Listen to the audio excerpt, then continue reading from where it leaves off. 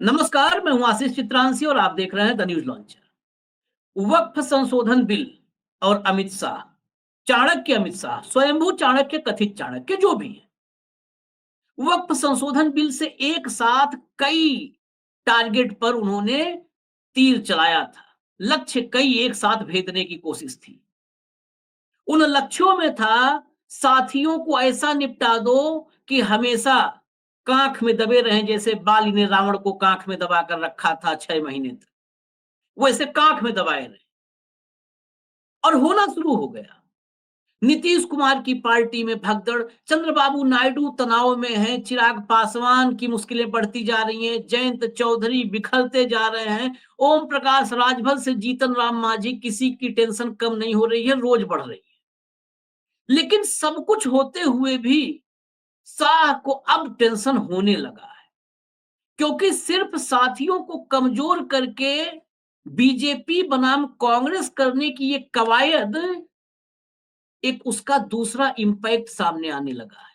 वो इंपैक्ट है अपोजिशन मजबूत, अनचाहे तरीके से, शाह ने चाहा नहीं, वो ऑटोमेटिक स्वतः मजबूत होने लगी। बिहार में जो पोलराइजेशन करना चाहते थे अमित शाह, उसका एंटी पोलराइजेशन, यानी जो विपक्षी मतों में बिखराव था, वो बिखराव करीब करीब अब ये माना जा रहा है कि नहीं होगा वो बिखराव। अब एक मुश्त राजद, माले यानी वामपंथी और कांग्रेस, इनके अलायंस को ही विपक्षी मत जाएंगे। लेकिन उससे अलग उत्तर प्रदेश जरा आते हैं। उत्तर प्रदेश का सियासी घटनाक्रम और थोड़ा चौंकाने वाला है, क्योंकि 2027 में, बिहार में तो अभी चुनाव है, 2027 में उत्तर प्रदेश में चुनाव है और उत्तर प्रदेश ही दिल्ली का रास्ता है। ये तो इस बार और पता चल गया जब 240 पर अटके। सिर्फ उत्तर प्रदेश ने महाराष्ट्र के सहयोग से मोदी का सपना तोड़ दिया। उत्तर प्रदेश में अखिलेश यादव अभी से ही 27 की तैयारियों में जुट गए हैं। तारीख 7 अप्रैल की थी और 4 दिग्गज नेता समाजवादी पार्टी में शामिल हो गए अखिलेश यादव के सामने। चारों का अपना अपना महत्व है, अपने अपने इलाके के बड़े नेता हैं चारों। और सबसे बड़ी बात, वो पीडीए, जिस पीडीए ने लोकसभा चुनाव में इंडिया अलायंस को बहुत जबरदस्त कामयाबी दिलाई थी, जो 4 नेता शामिल हुए हैं, उस पीडीए के एक एक खाने में बड़ा जबरदस्त फिट बैठते हैं। उस पीडीए में कैसे फिट बैठते हैं? 4 नेताओं में एक कुर्मी है, एक कुशवाहा, एक गुर्जर, एक मुसलमान। यानी पीडीए अपने असली शक्ल में नजर आया 7 तारीख को समाजवादी पार्टी के दफ्तर में। शामिल होने वाले मैं नेताओं के नाम बता देता हूं। सबसे पहला नाम और सबसे बड़ा नाम जो है, वो मायावती के सिपहसालार रहे दद्दू प्रसाद का है।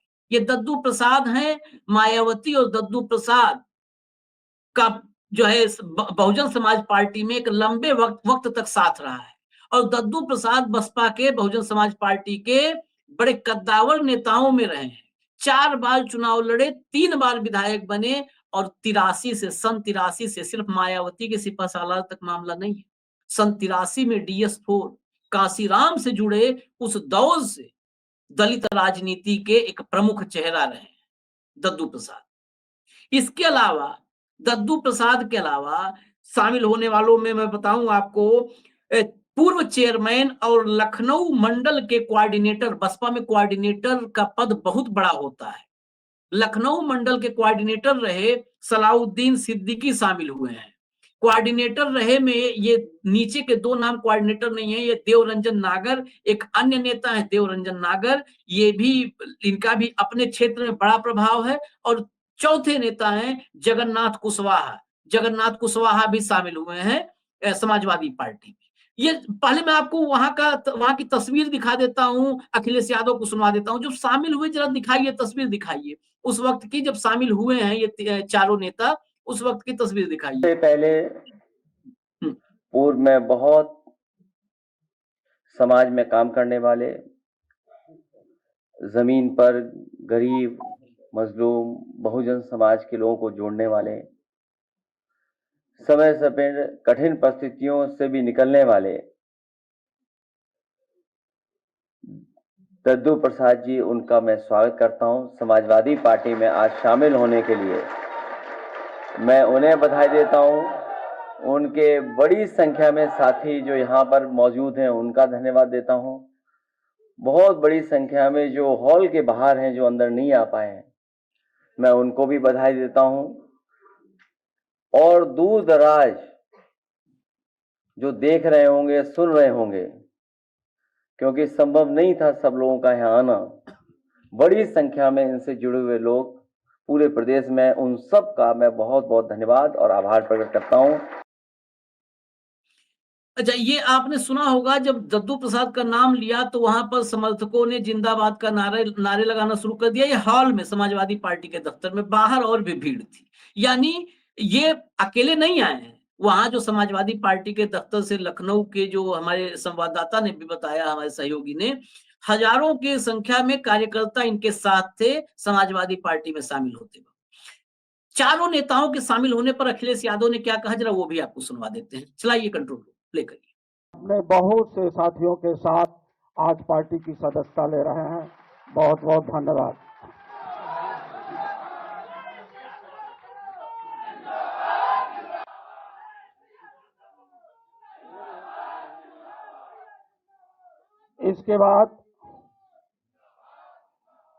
इसके बाद पोर चेयरमैन रहे, राज्य मंत्री और बसपा के लखनऊ मंडल के कोऑर्डिनेटर भी रहे।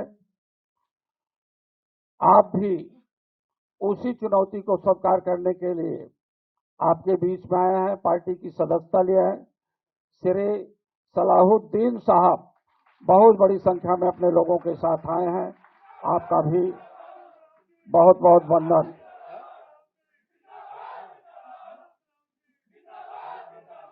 बुलंद बैठ जाए साथियों। जनपद बुलंदशहर के साथी श्री देवरंजन नागर जी बहुत से साथियों के साथ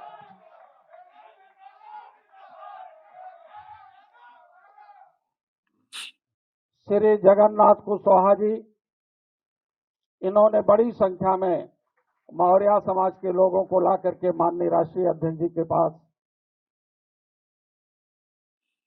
ये देखिए, और आप इनके शामिल होते समय नाम के ऐलान के साथ पीछे नारेबाजी भी सुन रहे होंगे। ये अपने अपने पूरे समर्थकों के साथ, लाव लश्कर के साथ शामिल हुए हैं। अब जब मैं एक एक पर आता हूं, फिर इसमें और भी कुछ एंगल हैं, वो भी बताऊंगा आगे। अखिलेश यादव ने न्यूज 24 और दैनिक जागरण, यानी टीवी और अखबार दोनों का नाम लेते हुए गोदी मीडिया पर भी बड़ा तगड़ा निशाना साधा है। यहां तक कि गोदी मीडिया में अपने प्रवक्ताओं के जाने पर बैन लगा दिया है, जो काम शायद कांग्रेस भी उतनी निर्भीकता से नहीं कर पा रही है, उतने स्ट्रेट फॉरवर्ड नहीं कर पा रही है। लगा दिया, बैन लगा दिया। और दैनिक जागरण को भी नहीं छोड़ा, अखबार को भी, सबको सचेत किया है। ये भी हम आपको सुनवा करके दिखा देंगे, क्यों किया वो भी बताएंगे कि गोदी मीडिया आखिर क्या नैरेटिव सेट करना चाहती है। और इसी वजह से ये नेताओं के शामिल होने से, हजारों कार्यकर्ताओं के शामिल होने से और गोदी मीडिया पर अटैक से शाह के दिल्ली में पसीने छूट गए। शाह के पूरे प्लान पर पलीता लग गया है। एक तरफ तो गोदी मीडिया के जरिए न्यूसेंस वैल्यू फैलाना, झूठ फैलाना, अफवाह फैलाना, गंदगी फैलाना, और दूसरा उत्तर प्रदेश में जितने गैर भाजपाई जनाधार वाले नेता हैं, उन सबका एक जगह पर इकट्ठा होना, ये दोनों शाह के प्लान में पलीता लगा रहा है। लेकिन मैं पहले आपको दद्दू प्रसाद के बता दूं। दद्दू प्रसाद 1993 में पहला चुनाव लड़े, 83 में डीएस फौज से जो है कांसीराम साहब के मिशन में जुड़े थे, सामाजिक न्याय के मिशन में। 93 में पहला चुनाव लड़े, हार गए, भाजपा के प्रत्याशी से हारे, मुन्ना लाल करील शायद नाम था, उनसे हारे। 96 में जीते, फिर 2002 में जीते, फिर 2007 में जीते, 2007 से 12 मंत्री रहे, कैबिनेट मंत्री रहे मायावती की सरकार में। उसके बाद 15 में इनका थोड़ा मामला गड़बड़ हुआ, जब 15 में मायावती ने बहन जी, तो वैसे भी काशीराम के जमाने के जितने काशीराम के सिपह सालार थे, उनको धीरे धीरे सबको किनारे किया, किनारे लगाया, ठिकाने लगाया, कुछ खुद छोड़े, कुछ को निकाला गया। तो दद्दू प्रसाद को भी 28 जनवरी 15 को 2015 को पार्टी से बहन जी ने बाहर का रास्ता दिखा दिया, अनुशासनहीनता का आरोप लगाया, पार्टी विरोधी गतिविधियों का जो आमतौर पर निकालते समय लगाया जाता है। पार्टी से निष्कासन के बाद बहुजन मुक्ति पार्टी गठित की दद्दू प्रसाद ने और उसके अध्यक्ष खुद बन गए, लेकिन फिर जब उस अपनी पार्टी से चुनाव लड़े तो इनको कामयाबी नहीं मिली। 2016 में फिर जो है बसपा में वापस लौट आए और 2020 में फिर बसपा ने इनको बाहर का रास्ता दिखा दिया। लेकिन दद्दू प्रसाद का प्रभाव क्षेत्र समझिए तो ये बांदा चित्रकूट की जो पट्टी है, बेल्ट है, उसमें मानिकपुर इनकी अपनी सीट रही है, जो है गढ़राज, जहां से 3-3 बार जीते, मंत्री बने। उसके अलावा ये बसपा के कोऑर्डिनेटर के रूप में बुंदेलखंड में काम कर चुके हैं, बुंदेलखंड के कोऑर्डिनेटर रहे, कानपुर के कोऑर्डिनेटर रहे, गोरखपुर के कोऑर्डिनेटर रहे, बस्ती के कोऑर्डिनेटर रहे, आजमगढ़ के कोऑर्डिनेटर रहे। इसके अलावा उत्तराखंड, मध्य प्रदेश, दिल्ली और हिमाचल की जिम्मेदारी निभा चुके हैं। हमने ऐसे ही नहीं लिखा जो कि मायावती के सिपहसालार। ये दिल्ली, हिमाचल, उत्तराखंड, एमपी, मध्य प्रदेश, इन जगहों पर बसपा की तरफ से जिम्मेदारी इन्होंने निभाई है। और अगर आप उत्तर प्रदेश में देखेंगे तो पूरा पूर्वांचल का अलग-अलग हिस्सों में ये करीब-करीब जो है वहां पर कोऑर्डिनेटर की भूमिका निभा चुके हैं। अब आपको मैं एक गिनती बताता हूं, फिर आगे बढ़ाएंगे, हम आएंगे दैनिक जागरण और न्यूज़ 24 और गोदी मीडिया पर। बहुजन समाज पार्टी के उन नेताओं की जरा फहरिस्त आप गिनिए। ये पीडीए के हिसाब से मैं बताना जरूरी है। बाबू सिंह कुशवाहा कांसीराम के सहयोगी रहे, ये सब कांसीराम की टीम बता रहा हूं। बाबू सिंह कुशवाहा, इंद्रजीत सरोज, लालजी वर्मा, आर के चौधरी, राम अचल राजभर, सीएल चौधरी, ये सब के सब नेता इस वक्त समाजवादी पार्टी में हैं। और ये सारे नेता एक वक्त था जब कांसीराम साहब की टीम में हुआ करते थे, डीएस फौज से, और 1983 से, कोई 84 से, कोई 85 से, ये सब कांसीराम साहब के साथ लग करके सामाजिक न्याय की लड़ाई में अपने आप को झोंके। लेकिन सब इस दौर में आकर के समाजवादी पार्टी के साथ, अखिलेश यादव के साथ खड़े हो गए। अब मैं चलता हूं जरा गोदी मीडिया वाले हिस्से पर, जरा प्ले करिए, पहले न्यूज़ 24 वाला क्लिप दिखाइए। रेखा जी ने बोला उसके सामने पत्रकार था, उसने भी रोका नहीं, और उस चैनल पर आपके भी प्रवक्ता जाते हैं, आप भी उनके शो में। तो वो थोड़ा कांग्रेस से लगाव रखता है। आज से न्यूज़ 24 पे कोई नहीं जाएगा। ये न्यूज़ 24 का मामला क्या था? दिल्ली की मुख्यमंत्री हैं रेखा गुप्ता।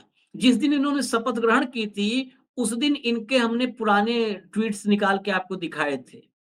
किस कदर इनकी जुबान है, माँ बहन किसी के पैदाइश पर सवाल उठाना, प्रियंका गांधी को लेकर, अरविंद केजरीवाल को लेकर के इनके कितने घटिया स्तर के ट्वीट, एक महिला होकर के कितने घटिया स्तर के ट्वीट की किसी की पैदाइश पर, किसी का पिता कौन, इस टाइप के इनके ट्वीट्स थे।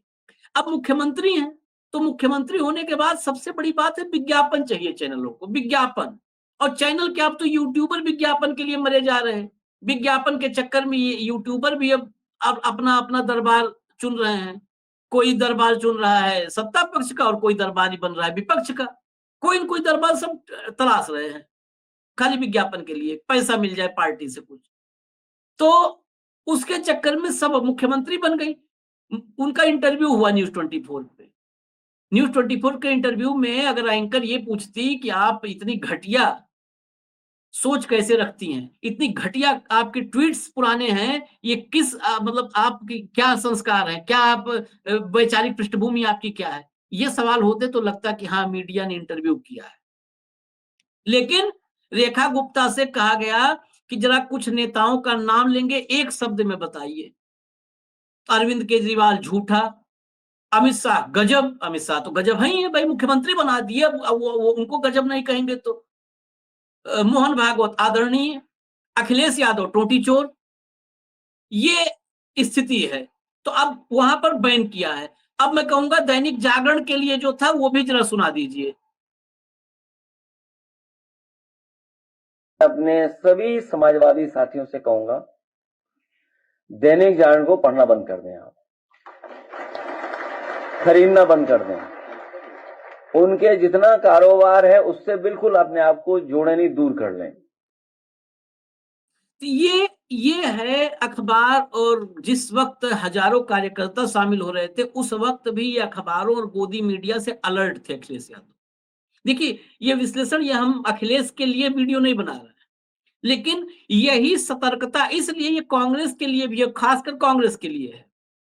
जिस समय 1000-2000 कार्यकर्ता और 2-4 बड़े नेता आ रहे हैं, पार्टी में शामिल हो रहे हैं, माहौल बन रहा है, उस वक्त भी जश्न, खाली जश्न में डूबने के बजाय अखिलेश यादव वहां पर अलर्ट थे कि अभी से 27 को लेकर के किस कदर प्रोपोगेंडा जो ब्रिगेड है, जो भोंपू है सरकार का और भाजपा का, उस भोंपू से भी अलर्ट रहना जरूरी है, चाहे वो अखबार हो, चाहे टीवी हो। ये अलर्टनेस अपोजिशन की, इसलिए मैं चर्चा कर रहा हूं कि अपोजिशन की अलर्टनेस जरूरी है इस दौर में, क्योंकि 17 के चुनाव में, फिर वो उदाहरण दूंगा, 17 का चुनाव मुझे याद है, और 2020 में 2019 में जयपुर में कार्यकर्ताओं को, जब अमित शाह अपने कार्यकर्ताओं को संबोधित कर रहे थे, सोशल मीडिया वाली टीम को, वो भी याद है। खुद अमित शाह ने कहा था कि हमारे पास 34 लाख, उस दौर में 34 लाख व्हाट्सएप ग्रुप पर 34 लाख लोग जुड़े हुए हैं। हमारी सच्ची खबर हो या झूठी, खट्टी हो या मीठी, हम मिनटों के अंदर पहुंचा सकते हैं पूरे देश में ग्रास रूट लेवल तक। और उदाहरण में उन्होंने अखिलेश यादव का ही नाम लिया था कि 17 के चुनाव में एक खबर बस निकल गई तो निकल गई कि अखिलेश यादव ने बदसलूकी की है अपने पिता के साथ। वो थप्पड़ वगैरह से जुड़ी हुई खबर थी, उस दौर में खूब फैली थी, लोग हम ही को बताते थे, हम लोग मीडिया के आदमी पूछते थे ऐसा तो कुछ नहीं है, तो कहते थे नहीं व्हाट्सएप पे आया है। और ये बात अमित शाह ने खुद कही कि मिनटों में खबर निकली और पहुंच गई, और मेरे ही पास फोन आने लगे। अमित शाह ने अपने बारे में बताया कि मेरे पास फोन आने लगे कि देखो ऐसा कर दिया अपने पिता के साथ। और बहुत उस चुनाव में इसका नुकसान हुआ था, बहुत भयंकर नुकसान हुआ था अखिलेश यादव। तो सिर्फ नेता और कार्यकर्ता आने से नहीं चुनाव जीता जा सकता है 27 का भी। ये प्रोपोगेंडा ब्रिगेड से सावधानी रखनी होगी, इनको मुंहतोड़ जवाब देना होगा। और दूसरी बात, जो भीड़ उमड़ती है, जो कार्यकर्ता साथ नजर आते हैं, उनको इस तरह ट्रेन करना होगा कि उस भीड़ को वोट में कन्वर्ट कर पाए, बटन दबवा पाए बूथ पर। नहीं तो फिर उपचुनाव तो बहुत सारे हमने देख ही लिए उत्तर प्रदेश में कि कैसे अब चुनाव हो रहे हैं। उसके बाद तो ज्ञानेश कुमार और बहुत सारी चीजें एड ऑन हो जाएंगी। फिलहाल मुझे इजाजत दीजिए, न्यूज लॉन्चर आप देखते रहिए। नमस्कार।